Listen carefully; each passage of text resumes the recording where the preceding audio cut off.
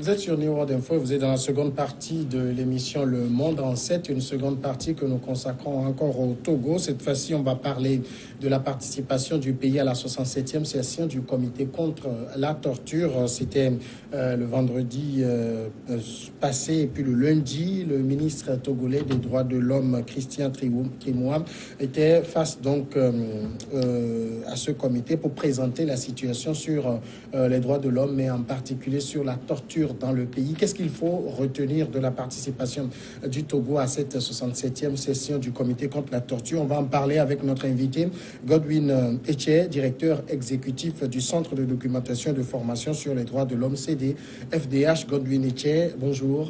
Bonjour Samia Niam. Merci d'accepter notre invitation. C'est moi qui vous remercie. Alors je l'ai dit, le Togo a pris part à cette 67e session du comité contre la torture. Ouais. Le CDFDH était représenté par vous-même.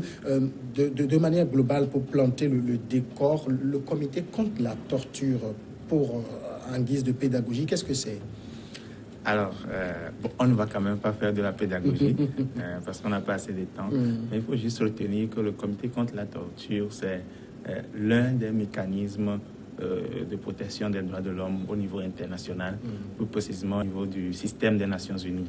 Et parlant de mécanisme de protection des droits de l'homme, souvent on entend parler d'un mécanisme qui est plus connu, qui est l'examen périodique universel, un mécanisme qui est basé sur la Déclaration universelle des droits de l'homme et qui est géré, sinon piloté par le Conseil des droits de l'homme au niveau des Nations Unies. Sauf que, au-delà donc de ce mécanisme EPU, qui est un mécanisme assez riche, il y a certaines failles en ce qui concerne la Déclaration universelle des droits de l'homme, parce que c'est un instrument qui ne lie pas directement les États. Ils se sont engagés, mais ils ne sont pas hautement liés par les dispositions donc, de cette déclaration. Alors on avait pensé à une autre formule qui obligerait, entre guillemets, les États à mettre en œuvre ou bien à respecter leur engagement, et c'est la formule des traités. Donc vous verrez au niveau du système des Nations Unies plusieurs traités, on en dénombre au moins 9 auxquels le Togo a pratiquement ratifié, ou bien que le Togo a pratiquement ratifié. Et la Convention contre la torture, qui est l'un de ces traités, a donc comme organe chargé de sa mise en œuvre le comité contre la torture. C'est-à-dire que pour chaque convention, pour chaque traité, il y a un organe qu'on appelle le comité. Et donc le comité contre la torture est cet organe-là qui est mandaté pour vérifier l'application, sinon le respect par les États partis des dispositions donc, de la Convention. Voilà. Alors, donc, ça veut dire clairement, l'exercice auquel le ministre Trimouam s'est livré, c'était de présenter la situation globale de la torture, c'est ça, au Togo? Justement, donc le mécanisme prévoit que pour que le comité puisse faire un travail assez efficace, que les États se fassent évaluer, on parle souvent des années. Et cette évaluation doit se faire de façon périodique, entre 4 et 5 ans généralement. Et le Togo, donc, s'est fait donc examiner pour une 3e fois. C'est tout un processus. Il faut soumettre un rapport qui doit être analysé, mais il faut aussi que la délégation fasse le déplacement de Genève et donc que l'examen se fasse de façon plus ou moins orale. Et à l'issue de cet examen aussi, il y a donc des réactions, des recommandations du comité qui doivent être suivies. Et ainsi de suite, c'est tout un cycle. Voilà. Est-ce que ce comité contre la torture a un volet coercitif ou c'est juste un exercice auquel les États viennent, font leur déclaration, répondent aux questions et puis c'est bon? Alors justement, si on s'en tient à mes propos, mes précédents propos, il y a quand même, on sent qu'il y a une évolution, c'est-à-dire c'est un peu graduel. Contrairement à l'EPU où les États viennent, ils prennent des engagements, c'est vrai, ils sont liés, mais il n'y a pas de coercition. Le mécanisme au niveau des organes des traités prévoit donc que les États, parce qu'ils ont ratifié, et en droit souvent on parle de l'engagement ou bien le consentement à être lié. Donc il y a une sorte de coercition. Mais dans la vraie vie, il faut savoir que c'est un processus plutôt diplomatique. Donc, même si les membres du comité ont plus de pouvoir et que l'État se sent beaucoup plus tenu de respecter ce que les membres du comité disent. Il faut savoir qu'il y a la fameuse notion de souveraineté qu'il faut manager au gré des circonstances, chose qui ne doit pas en réalité décourager ou bien nous faire désintéresser la chose, mais qui prouve qu'il faut un suivi beaucoup plus pointu pour que les États mettre en œuvre les recommandations qui leur sont formulées. Alors, ça veut dire, dans le cas du Togo, le fait déjà de s'être présenté, c'est une bonne note? Oui, le Togo est considéré comme les États qui naturellement participent à cet examen. Si on n'avait pas le temps, sinon on devait analyser en profondeur, il y a certains États qui ne participent pas aussi aisément à ces examens. Et il y en a qui n'ont pas ratifié, surtout l'ensemble des traités. Le Togo a déjà au moins manifesté sa volonté à participer à ces examens. L'autre souci, et on en parlera peut-être, c'est qu'en est-il de la mise en œuvre des recommandations qui sont formulées à nos gouvernements. Je crois que c'est là surtout que se pose le véritable problème. On va en venir à cela tout à l'heure. Alors, pour cette 67e session, le Togo est venu à présenter la situation. Qu'est-ce qu'on retient de la présentation qu'a faite le ministre des Droits de l'Homme? Alors, je crois que l'une des expressions favorites du ministre a été que nous ne sommes pas dans le déni, c'est-à-dire que le gouvernement n'a pas, en tout cas, voulu prouver que tout va bien au Togo. Et je crois que ça aurait été compliqué d'ailleurs de dire ou bien de faire croire à l'international que tout va bien. Pourquoi? Parce que les membres du comité ne sont pas des gens qui ne connaissent pas la situation dans le pays. Et si c'était même le cas, le processus prévoit même qu'en amont, qu'ils rencontrent les organisations de la société civile qui eux-mêmes ont préalablement soumis des rapports qu'on appelle rapports alternatifs. Donc, ce n'est pas des informations, ou bien ce n'est pas une situation qui est totalement inconnue des membres du comité. Si on veut s'en tenir donc à la présentation que les autorités ont eu à faire, effectivement, ils ont reconnu qu'ils ont déjà présenté les efforts, parce qu'on demande toujours dans le rapport qu'est-ce qui a été fait depuis le dernier examen. Donc, ils ont présenté les efforts, surtout en ce qui concerne le cadre légal. Donc, qu'est-ce qu'il y a comme loi? Parce qu'on a demandé à l'État de se conformer, ou bien que nos lois se conforment aux standards internationaux. Et l'un des progrès que nos autorités ont pu vendre ou ont pu vanter, c'est que nous avons revu notre code pénal en sorte qu'elle prenne en compte les définitions de la torture qui sont conformes aux standards. Quand vous voyez aujourd'hui dans notre nouveau code pénal adopté en 2015, vous verrez que dans son article 198, il y a une définition qui est conforme à la définition de la Convention et qui prend en compte désormais l'imprescriptibilité du crime de la torture. Il y a aussi, il faut reconnaître que toujours sur le plan légal et institutionnel, les ONG ont longtemps démontré ou bien déploré la CNDH, la mauvaise configuration de la CNDH qui ne prouve pas son indépendance. Avant l'examen de semaine passée, nos autorités ont quand même fait l'effort, après un long processus, qu'on ait aujourd'hui une CNDH qui a une composition d'un point de vue acceptable, qu'on peut considérer comme acceptable, même si on en parlera peut-être, il y a des choses, d'autres éléments qui mettraient peut-être en cause son indépendance. L'État a aussi fait l'effort de prouver, à travers par exemple la prison qui a été construite à Kpalimé, qu'une attention est accordée à la question des conditions de détention et bien d'autres mesures. Naturellement, ce sont des efforts, mais il y a aussi des défis. Et pour nous, souvent les ONG, c'est surtout sur ces défis que nous mettons souvent l'attention. Alors, est-ce que vous avez concrètement eu le sentiment, en écoutant par exemple la présentation du rapport du ministre, que entre la dernière participation du Togo, la deuxième, si on est la troisième maintenant, que véritablement les points sur lesquels le ministre a insisté pour dire nous avons fait ci, effectivement ça a été fait comme cela? Je crois qu'il n'y a pas de débat, surtout sur les réformes légales et institutionnelles. Même s'il y a il y a des défis à relever.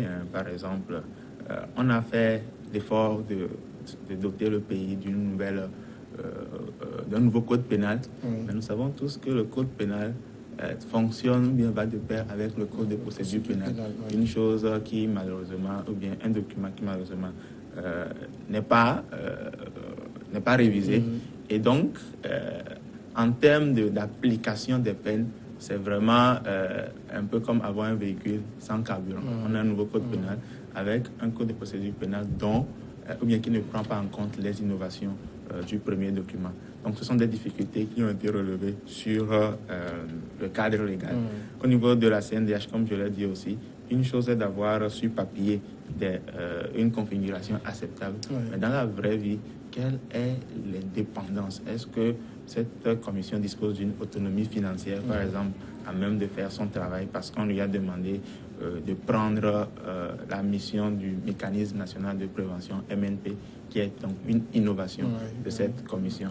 Donc, il faut dire qu'il y a eu une présentation qui a été faite, mais lorsqu'on veut rentrer dans les détails, il y a toujours des sujets de préoccupation qui, s'ils ne sont pas traités avec sincérité, nous donnerons l'impression que vous avez décrit tout à l'heure, comme on va à un examen, on s'y plaît, on fait dans la diplomatie et on revient. Voilà, donc nous n'allons pas ignorer les progrès qui ont été réalisés, mais nous constatons qu'il y a véritablement du chemin à faire. Donc, ça veut dire pour vous qui êtes des organisations de la société civile, après la présentation du rapport du ministre, vous êtes resté un peu sur votre soif? Oui, et doublement d'ailleurs. Alors, d'abord parce que, ayant suivi de près la situation, nous savons qu'il y avait plusieurs sujets de préoccupation à présenter. Même si les autorités n'ont pas été dans le déni, on a semblé, ou bien on a eu l'impression, comme certains sujets de préoccupation qui étaient non des moindres. Je veux parler par exemple des cas ou bien l'usage excessif de la force par les agents des forces de l'ordre, surtout au cours des interpellations qui ont eu lieu lors des manifestations depuis 2018. On a eu l'impression que ce n'est pas une préoccupation et que ce n'est pas des cas préoccupants. Surtout quand on parle de la lutte contre l'impunité. Vous savez que depuis le précédent rapport, ou bien depuis le précédent examen 2012, et après même le passage du sous-comité de prévention de la torture en 2014, on a insisté sur le fait que les présumés auteurs d'actes de torture soient vraiment jugés par notre juridiction et qu'ils soient punis. La Cour de justice de la CEDEAO même a eu à prendre des décisions qui condamnaient l'État. Et on a constaté que l'État s'est borné à faire des réparations, c'est-à-dire des dédommagements, mais les auteurs n'ont pas été clairement poursuivis. Et cela, nous sommes restés sur notre faim. Secondo, on est resté sur notre faim parce que le jour 2, c'est-à-dire le lundi 29 août, où le gouvernement devait fournir des éléments de réponse, on a vu beaucoup de volonté à donner des éléments de réponse, mais le constat général, et je crois qu'un des membres du comité l'a soulevé, c'est que pour des questions précises, des réponses assez générales ont été données. Et c'est ça qui nous a un peu déçus. Mais je crois que c'est aussi l'opportunité pour nous, puisque c'est un processus, on va dire, inclusif et qui demande que la société civile aussi puisse contribuer. C'est donc notre rôle en tant que société civile de rappeler ces aspects qui ont été occultés, sinon oubliés, dans les éléments de réponse de l'État. Alors, pour les membres du comité qui ont eu à interroger le ministre Trimois, vous l'avez dit tantôt, c'est essentiellement sur la base des rapports alternatifs qu'ils ont travaillé? Alors, comme le processus le prévoit, il y a d'abord le rapport de l'État, on va dire digne de foi, parce que c'est l'État qui soumet ce rapport. Donc, que les membres du comité doivent utiliser. Mais pour permettre aux experts d'avoir plus d'informations, il y a des éléments ou bien des informations qui viennent de la part d'autres parties prenantes, dont les ONG. Et il y a plusieurs ONG, à part le CDFDH, d'autres structures comme le CACIT, la CAT, FODET ont participé. Ils ont aussi soumis des rapports. Donc ces rapports, ce sont des documents aussi qui sont exploités par les membres du comité. Ils ont aussi la possibilité eux-mêmes d'avoir d'autres informations de la part des organes des Nations Unies ou d'autres ONG internationales qui travaillent sur les questions des droits de l'homme. Et étant donné qu'ils sont des experts sur la question, ils ont cette facilité-là à connaître la situation dans les pays. Mais au-delà des rapports, on prévoit aussi, avant le passage du pays, ou bien de l'État, on prévoit aussi une rencontre qui est plutôt privée entre les ONG et les membres du comité.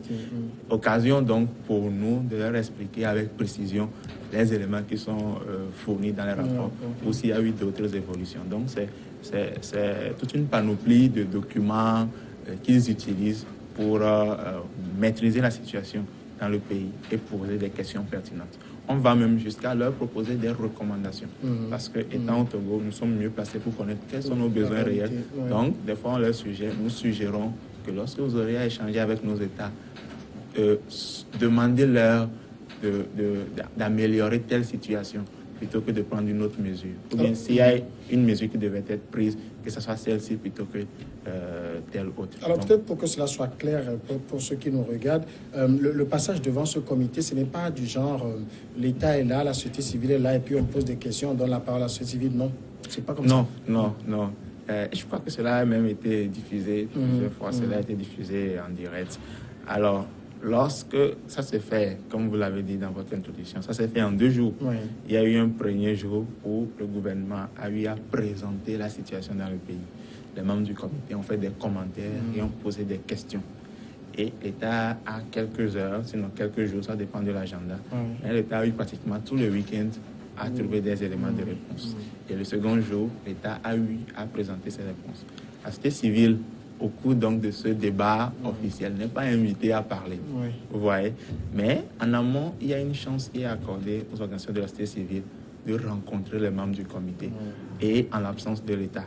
Donc c'est un processus qui est tellement bien paramétré, sinon paramétré de telle sorte qu'il ne peut pas avoir de débats des débats directs entre les ONG et le gouvernement. Mais est-ce que vous n'avez pas eu l'impression que l'exercice ressemble à une sorte de... Parce qu'il y a le rapport officiel de l'État, puis le rapport alternatif de la société civile sur lequel les experts travaillent, que c'est un exercice qui ressemble à du genre État versus société civile? A priori, ça ne devait pas l'être. Parce que la société civile, en tout cas par définition, n'est pas considérée comme un ennemi ou bien un adversaire, mais plutôt une force qui est censée accompagner l'État dans la mise en œuvre, dans le développement du pays, dans les mesures qui doivent contribuer au bien-être du pays. Maintenant, effectivement, sur des sujets, on va dire, qui fâchent, c'est-à-dire qui dérangent un peu le gouvernement. Il se peut que nous soyons perçus à tort, bien sûr, comme des adversaires. Mais ce casting que je viens de décrire n'offre pas en réalité une opportunité de se livrer à des affrontements, du moins verbaux, entre le gouvernement et la société civile.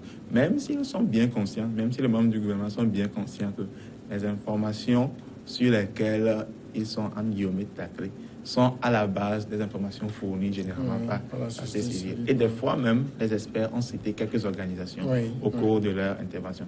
Ça dit, sur la base des informations recueillies auprès de telle, ou bien dans le rapport de telle organisation, nous vous demandons que vous apportez des clarifications. C'est un peu le cas, mais tout ça, c'est pour que le processus est fait ainsi, pour qu'on puisse avoir toutes les informations et que les recommandations pertinentes soient formulées. C'est un peu comme si tu vas à l'hôpital. Si vous allez à l'hôpital, vous n'allez pas donner votre impression de ce qui vous arrive. Le médecin fait une auscultation et il dit que vous avez tel problème parce qu'il a posé un vrai diagnostic. Alors, quand vous avez écouté quand même les questions posées par les membres du comité, est-ce que vous avez, au niveau de la société civile, vous particulièrement au CDFDH, eu le sentiment que votre rapport alternatif a été exploité à fond et que les préoccupations qui sont les vôtres et que vous auriez aimé que cela soit soulevé vis-à-vis de l'État l'ont été? Alors la réponse est oui. Oui, parce que pour ce qui concerne notre rapport, nous avons effectivement mis en avant les insuffisances du cadre légal et institutionnel. Et dans les premières minutes, quand les membres du comité ont commencé par faire leurs observations, ils ont effectivement relevé ces insuffisances, dont l'inadéquation entre le nouveau code pénal et le code de procédure pénale qui est pratiquement obsolète. Et au-delà même donc, des réformes liées au cadre légal, nous avons mis en avant aussi les conditions de détention qui sont aujourd'hui inacceptables. Et les membres du comité sont largement revenus sur ces questions. Juste une parenthèse, il y a un membre du comité qui a demandé à nos autorités: ne pensez-vous pas qu'il faut, en ce qui concerne la prison civile de Lomé, ne pensez-vous pas qu'il faut simplement fermer, sinon détruire ces installations et construire une autre prison qui répond aux normes? Donc, ce sont des éléments qui ont prouvé qu'ils ont prêté une oreille attentive à nos préoccupations. Au-delà de ça, nous avons soulevé aussi les cas d'impunité. Et on n'était pas les seuls d'ailleurs. Il y avait d'autres structures aussi qui avaient insisté sur les cas d'impunité, l'inexécution de certaines décisions de la Cour de justice, de la CEDEAO, le fait qu'il y a eu des miliciens, des personnes que nous désignons miliciens, qui ont causé des exactions au cours des manifestations, mais qui n'ont pas été poursuivis. Et tous ces cas ont été largement repris par les membres du comité. Au-delà des cas que nous avons soulevés, nous avons apprécié aussi le fait qu'il est accordé une attention particulière à la situation des groupes vulnérables, comme les femmes, les enfants, dits sorciers, et même les migrants, parce qu'ils ont parlé du principe de non-refoulement qui n'a pas été à 100% respecté dans certains cas. Donc voilà un peu en ce qui concerne la reprise de nos sujets de préoccupation. On pense que cela a été utile qu'on ait participé à ce processus. Alors votre rapport alternatif, son contenu, c'est vrai qu'aujourd'hui l'examen il est passé, on sait ce qui s'est passé là-bas. Est-ce que votre rapport il reste toujours secret ou bien vous pouvez dévoiler pour vous au niveau du rapport vos préoccupations majeures exprimées?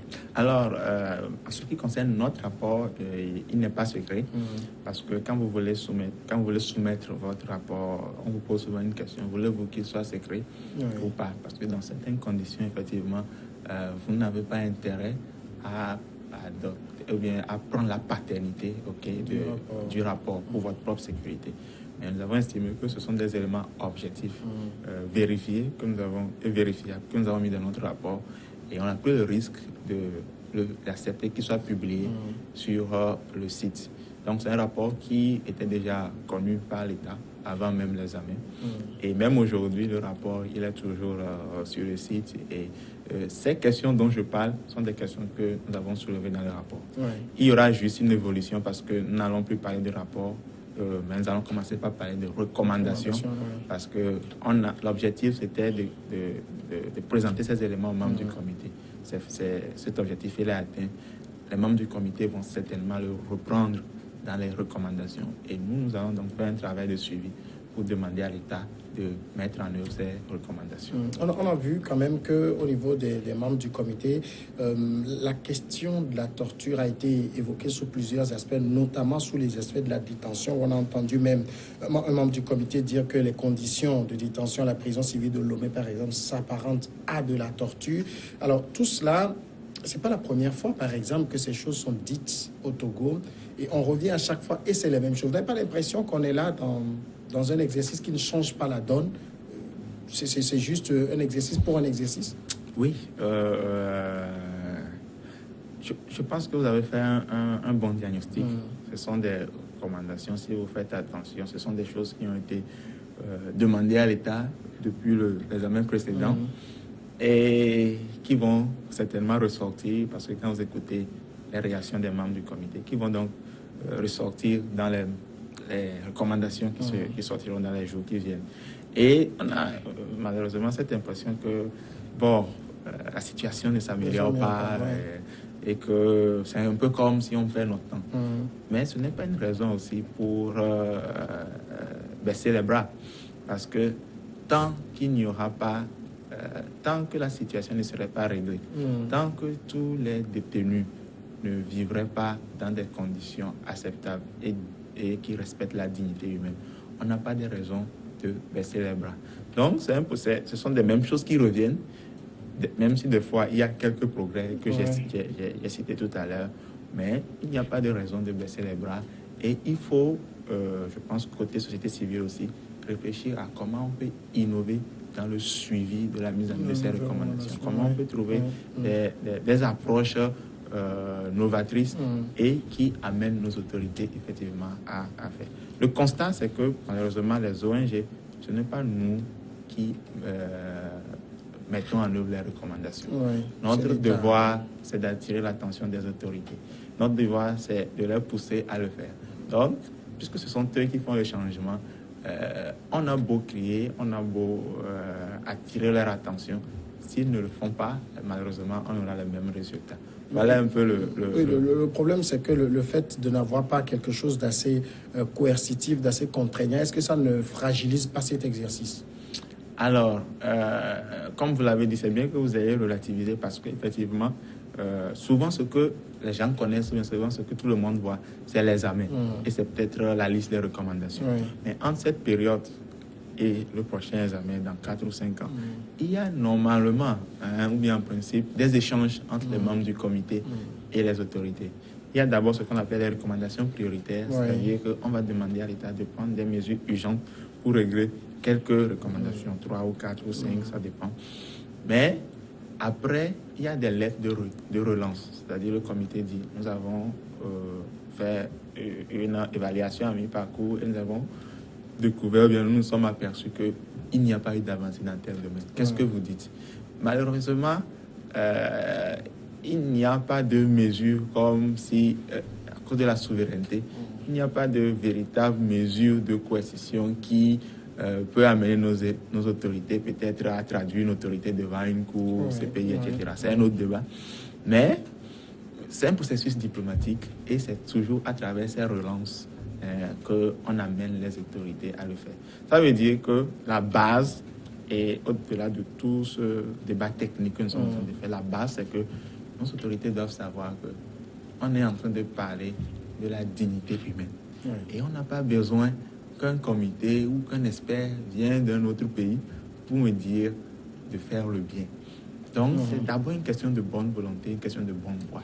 Et quand on a la bonne foi, peu importe la complexité ou non, ou bien la coercition ou non, qu'on peut imputer à une procédure, c'est une question de bonne volonté. Si j'ai la bonne volonté, je mets en œuvre les recommandations, je fais le bien sans forcément attendre que l'autre ou bien que les membres du comité viennent me féliciter.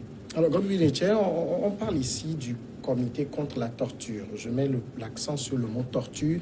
Est-ce que vous avez le sentiment que du dernier passage jusqu'à celui-ci, avec tout ce que le ministre Primo a dit, parce que devant la presse, il a dit que nous nous engageons à mettre en œuvre les recommandations qui seront faites. Bien sûr, on va parler des recommandations tout à l'heure, mais sur le point spécifique de la torture, vous, organisation de la sécurité, vous avez le sentiment qu'on tend vers une éradication totale? Alors, ou c'est encore tenace? Ça existe malgré tout ce qu'on vante comme effort? Je crois que la réponse se trouve dans votre question précédente, parce que vous avez dans l'impression que la situation est la même. Voilà, donc on ne peut pas dire qu'on tend vers une éradication de la torture. D'abord, parce que quand on dit torture, souvent l'expression c'est torture ou autre peine cruelle. Inhumain, voilà, inhumain, cruel ou dégradant. Cruel, inhumain ou dégradant. Ça veut dire que ce n'est pas seulement la souffrance aiguë qui est exercée, que ce soit physiquement ou mentalement sur la personne. Mais on va au-delà de cette souffrance et on parle aussi des conditions inhumaines dans lesquelles vivent les détenus. Donc c'est une notion assez large. Et vous aurez pu constater, je crois que c'est le jour 1 du gouvernement, que depuis l'adoption du nouveau code pénal en 2015, il n'y a pas eu de plainte qui a été déposée concernant la torture. Vous voyez, donc il y a cette façon de présenter la situation comme si ça va. Même si en amont on a dit qu'on ne veut pas être dans le déni, on présente la situation comme si ça va. Mais parce que certains éléments ont été soulevés, notamment par les ONG, on a pu voir le deuxième jour que des cas ont été mis en exergue. Donc, il existe toujours des cas, malheureusement, et il faut un travail pointu. Il faut un travail pointu et surtout, comme je le dis, il faut de la bonne volonté au niveau des autorités pour que cela soit réglé. On comprend aussi quand on est à la tête d'une grande institution, mais de grandes institutions, qu'il y a des brebis galeuses. Et je crois que là, les autorités ont un peu le bénéfice de doute. Qu'il y ait des agents qui sont tellement zélés et qui commettent naturellement ces actions sans en méconnaissance aussi des notions ou bien des connaissances sur cet instrument-là. C'est pour ça d'ailleurs qu'on a insisté sur le fait de former les autorités. Mais je crois aussi que la faiblesse de nos autorités, c'est que quand on détecte ou bien on relève ces cas dans les rangs de nos agents ou bien des agents des forces de l'ordre, il y a comme un silence qui est entretenu autour du cas. il y a une solidarité négative pour ne pas livrer l'argent, mais qui, malheureusement, peut être assimilée à une complicité. Si l'agent ou bien une personne qui est sous mon autorité, sous mes ordres, commet des cas de torture ou bien exerce des violences sur des citoyens, il faut que cette personne-là, elle soit identifiée et elle soit exposée, qu'elle s'expose donc aux sanctions dans le domaine. Alors maintenant, tout le monde, que ce soit vous ou que ce soit l'État, on attend les recommandations, c'est ça? Oui, justement, les recommandations doivent sortir dans les jours qui viennent. Et bon, comme vous le savez, souvent pour ces examens, la prochaine étape, c'est que ces recommandations soient partagées, soient vulgarisées, que chaque couche de la société puisse s'approprier donc de ces recommandations. Et pour les ONG surtout, il faut donc qu'une stratégie de suivi soit mise en place pour voir comment les autorités respectent ces recommandations. Alors, justement, avant de venir même à la stratégie de suivi, en termes de recommandations, qu'est-ce que vous attendez concrètement? Est-ce qu'il y a des points de préoccupation que vous attendez être manifestés en recommandation? Oui. Si vous feuilletez un peu les différents rapports, vous verrez que l'ensemble des recommandations reviennent sur les mêmes questions. D'abord sur les cadres légaux et institutionnels. Que le nouveau, en fait, que ce nouveau code pénal que nous avons, il est presque inutile si on ne fait pas, on n'accélère pas le processus d'adoption d'un nouveau code de procédure pénale. Donc, ce sont des choses qui doivent être mises dans les priorités. Je crois que la recommandation, on attend effectivement qu'on exige de l'État que, dans un délai très bref, que ce code de procédure pénale soit révisé ou bien soit adopté. Au-delà de ça, il faut qu'on nous donne de nouvelles, ou bien qu'on nous montre quelles sont les nouvelles garanties qu'on donne à la CNDH et qui prouvent qu'on n'aura pas malheureusement un cas compté bis. Même si aujourd'hui on sait que des efforts ont été faits sur papier pour avoir une bonne CNDH, quelles sont les garanties qu'on donne encore que ça c'est remis en cause. On a entendu des rapporteurs dire qu'il y a au moins 9 qui sont sur 9, il y a au moins 7 agents de l'État, même la durée du mandat, 2 ans, qui est assez court et tout ça. Voilà, donc, même si on sait qu'on n'aura pas une CNDH parfaite, qu'est-ce qui prouve que réalistement, cette CNDH-là peut, en théorie comme en pratique, travailler en toute indépendance. Mais au-delà de ça, les conditions de détention qui n'attendent pas, vous l'avez dit tout à l'heure, ce sont des conditions qui, on ne donne pas l'impression que cela s'est amélioré. Prenez simplement le cas de la surpopulation carcérale. En moyenne, c'est le taux est de 300% en moyenne. Et on se demande donc comment les gens font pour vivre dans ces conditions. Donc, quelles sont les mesures que l'État va prendre effectivement pour que dans le plus bref délai, on puisse avoir des installations qui permettent d'accueillir tous les détenus, mais surtout qu'on règle ou bien qu'on accélère le traitement des dossiers. Parce que c'est aussi une des causes de la surpopulation carcérale. Il y a un taux de préventif tellement élevé, qui est dans les 62, 63. Cette phrase, il a dit certains juges sont distributeurs automatiques de préventifs. C'est ça, c'est ça. Donc, ce sont des actes concrets qui doivent être posés et qui, s'ils sont faits effectivement, vont nous permettre dans les mois qui suivent de voir qu'il y a un changement. Vous voyez? Et vient surtout la fameuse question de l'impunité. Des noms qui ont été cités dans les rapports et qui deviennent presque une récitation pour souvent les ONG, mais que l'État montre sa bonne volonté en décidant de traiter ces cas. Moi, j'ai été, par exemple, un peu déçu d'entendre les autorités dire que même si la CEDEAO a condamné l'État, elle n'a fait qu'une condamnation pour réparation. Et donc, on ne peut pas tirer des conclusions pour ce qui concerne la poursuite des auteurs. Mais comme je l'ai dit, on ne va pas attendre que quelqu'un vienne nous dire de faire le bien. Si on prône la réconciliation, mais il faut que la personne qui m'a giflé hier, que cette personne, qu'on trouve le cadre pour lui dire ce que tu as fait n'est pas bien et tu dois être sanctionné. Donc, la question de l'impunité des auteurs, les allégations qui sont avérées, qui sont vérifiées, il faut que ces auteurs-là soient identifiés et qu'ils soient punis. Donc, ce sont des éléments qui, je crois, doivent être repris dans les recommandations que nous attendons. Alors, on a eu, vous l'avez cité tout à l'heure, certains membres du comité qui ont clairement suggéré, par exemple, que la prison civile de Lomé soit fermée, soit détruite et reconstruite. Vous attendez qu'on en fasse une recommandation urgente? Je crois que ce n'est pas seulement la question de la prison civile de Lomé. Moi, j'aborde donc la question de toutes les prisons civiles, même les lieux de détention. Vous savez, les lieux de garde à vue. Vous savez, la procédure de garde à vue aussi, on a relevé plusieurs failles de cette procédure. Mais je crois que la réponse même du ministre, même si je crois que c'est une réponse sincère, nous montre que ça ne sera pas facile de faire le suivi de cette recommandation. Parce qu'elle a dit, oui, on a beaucoup de volonté à le faire, mais c'est dans la mesure des ressources disponibles. Ça veut dire que même si on dit, il faut le faire, il y a une réponse qui nous sera servie, c'est qu'on n'a pas le budget pour.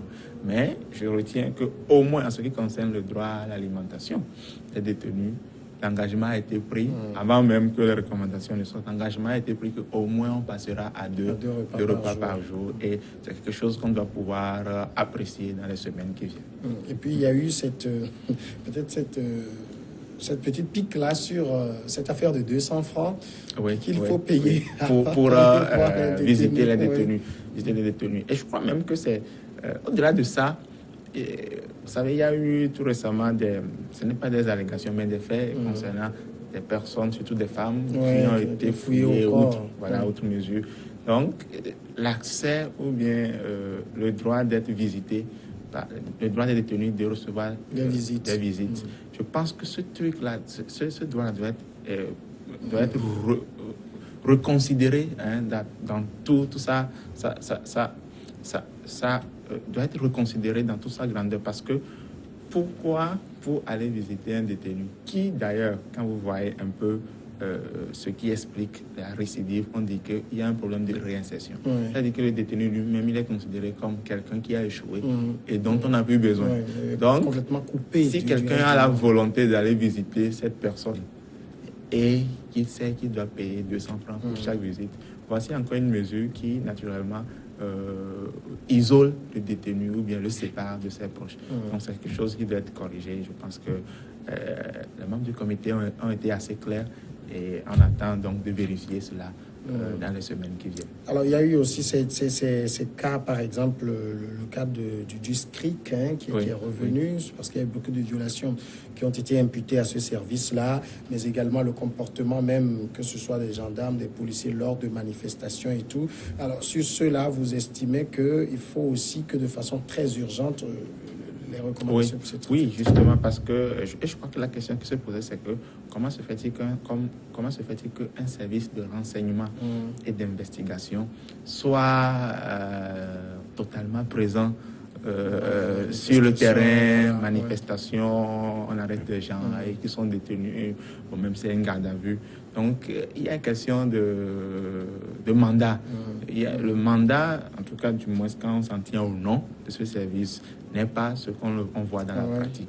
Et même si des éléments de réponse ont été donnés, je ne sais pas si les membres du comité ont été totalement convaincus, mais je crois qu'ils ont quand même insisté sur le fait qu'on règle cette histoire pour que le service, le SCRIC, ne se retrouve pas en train de réprimer les manifestants, de les interpeller, de les amener pour être... Donc, c'est aussi une question, et nous savons tous les difficultés que les défenseurs des droits de l'homme souvent ont eues pour même aller écouter des personnes qui ont été détenues. Voilà. Donc, on a l'impression que c'est un service spécial et dont les attributions échappent un peu ou bien ne concordent pas un peu avec les standards internationaux. Mais c'est aussi un truc que nous espérons qu'on verra dans les recommandations. Et ce que je veux dire, c'est que au-delà même des recommandations, étant donné que les membres du comité en séance tenante relevé ces aspects, même si on ne le voit pas sur les papiers, ce sont des sujets qui doivent tout de go interpeller nos autorités. Et si elles ne posent pas des actions en réponse, nous, ONG, nous avons donc le droit de les inviter à le faire. C'est en fait cet aspect que je voulais mettre en exergue. Ce n'est pas telle recommandation nous a été formulée, nous l'avons mis en œuvre, point. Non, c'est toute la volonté à rendre à l'homme sa dignité qu'on doit pouvoir mesurer. Et ça, c'est un travail qui va naturellement au-delà de la dizaine, de la vingtaine, de la trentaine de recommandations qui sera formulée. Alors, comment vous au niveau des OSC en général et surtout à votre niveau au CDFDH en particulier, vous comptez organiser le suivi des recommandations qui vont être faites? Alors, moi, je pense que la première chose, comme vous avez pu le dire, il y a plusieurs organisations de la société civile qui ont participé à cet examen. Même si chacune de ces organisations ont leur propre agenda, leur propre plan stratégique, plan d'action, il faut savoir que c'est le même Togo et c'est de la même tortue qu'on parle.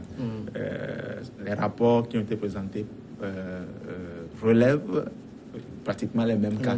Donc, quelle que soit l'approche qui sera utilisée, il faut que ce soit une approche coordonnée. C'est-à-dire que même si CDFDH décide de suivre tel nombre de recommandations, bien des recommandations se rapportant à telle thématique, il faut que ça ne soit pas fait de façon éparse, mais qu'on le fasse en intelligence ou bien en harmonie avec les autres organisations pour que ça soit un suivi complet et efficace.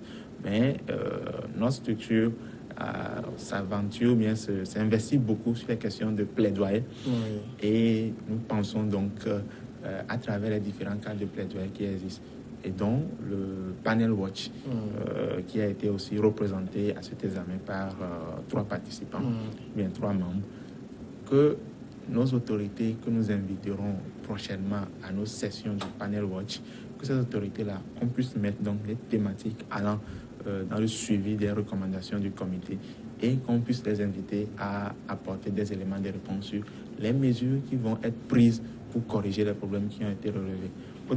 Au-delà des cas de plaidoyer, il y a aussi le travail d'éducation en droits de l'homme que nous faisons généralement avec les jeunes. Et même si on ne va pas mettre les jeunes sur les questions de torture, ce sont des cadres qu'on doit pouvoir utiliser à produire des ressources, sinon des outils multimédia pour inciter nos autorités à respecter ou bien à mettre en œuvre ces recommandations. Et tout cela vous rend confiant que au niveau des autorités, il y a une volonté manifeste d'aller de l'avant? Je crois que cette question elle doit être adressée peut-être au ministre des droits de l'homme ou à ses collaborateurs. Mais nous, les ONG, comme je vous l'ai dit, nous avons une obligation de moyens. Et cette obligation de ne pas se taire sur les violations, de ne pas avertir, de ne pas refuser de tirer la sonnette d'alarme. Mais le changement, c'est l'autorité qui doit le produire. Donc, l'engagement que nous prenons, c'est de prendre toutes les dispositions pour que ces recommandations ne passent pas inaperçues. Que cet examen, toutes les ressources financières, humaines qui ont été mobilisées pour cet examen ne soient pas de l'argent jeté par la fenêtre. Que les citoyens qui sont en détention ne continuent pas à souffrir. Donc, nous allons attirer l'attention des autorités au maximum sur les recommandations, les obligations, leurs responsabilités. Mais s'ils doivent les mettre en œuvre ou pas, voilà une question qui peut-être dépasse mes compétences en tant qu'ONG et que je vous conseille peut-être de poser à un membre du gouvernement quand il passera dans le prochain. Mais vous ferez en tout cas ce travail avec l'espoir que d'ici 4 ans, lors du 4e passage, qu'on ait vraiment des améliorations palpables. Oui, ce que je peux dire, c'est qu'on ne va même pas attendre 4 ans. Parce que comme je vous l'ai dit, les membres du comité sont ouverts pour recevoir à n'importe quel moment des informations. Déjà, il y a des recommandations prioritaires que les autorités doivent mettre en œuvre dans 1 ou 2 ans. Et nous avons cette possibilité de faire des updates sur qu'est-ce qui est fait, qu'est-ce qui n'est pas fait, qu'est-ce qui est inquiétant au regard de la route ou bien du chemin que nous avons déjà fait. On a donc cette possibilité d'interagir avec les membres du comité, mais aussi avec ce qu'on appelle les procédures spéciales, c'est-à-dire les rapporteurs spéciaux qui interviennent sur la question de torture ou qui interviennent sur la question des droits de l'homme au Togo. Et au-delà des Nations Unies, il y a aussi les mécanismes africains, vous voyez, comme la Commission africaine des droits de l'homme et des peuples, qui fait aussi de bonnes sessions et qui a plusieurs rapporteurs qui sont intéressés par les questions que nous abordons ici. Donc le travail, c'est un travail quotidien. Ce n'est pas rendez-vous dans 4 ans, mais c'est un travail de suivi, de relance, d'interpellation qui doit se faire pratiquement tous les jours sinon on ne peut pas avoir de résultats. Et vous pensez qu'en cela, il faut plutôt adopter, par exemple, la stratégie de plaidoirie ou... Oui, il y a effectivement le plaidoyer parce que, surtout que nous n'avons pas les moyens matériels pour forcer l'État à faire ce que nous demandons. Il faut trouver les moyens pour faire le plaidoyer. Mais au-delà de ça, il y a aussi des procédures au niveau, comme je l'ai dit, au niveau des mécanismes et qui nous permettent donc d'envoyer des alertes, d'envoyer des notes, d'envoyer même des requêtes au niveau des juridictions. Donc, il y a des procédures devant les mécanismes non juridictionnels et les mécanismes juridictionnels et qui doivent permettre ou bien qui doivent pousser l'État à prêter attention à ce que nous disons. Donc, c'est à la fois le plaidoyer, quand il faut faire le plaidoyer, mais c'est à la fois des procédures devant les juridictions, encourager les gens à saisir les juridictions. Je crois que c'est aussi un élément qui a été relevé. Quand il y a des cas, il faut que ça soit porté devant les juridictions. Parce que demain, ils ne pourraient pas dire « nous n'avons reçu aucune plainte ». Voilà, donc c'est à la fois faire un peu du forcing juridiquement selon ce que la loi nous autorise à faire et faire le plaidoyer aussi pour obtenir les résultats. Godwin Etchier, merci d'être passé dans cette émission. C'est moi qui vous remercie. Directeur exécutif du CDFDH, Centre de documentation et de formation sur les droits de l'homme. Voilà, on est arrivé à la fin de cette émission. Merci à vous tous de l'avoir suivi un peu partout sur la planète. On est encore ensemble le samedi prochain.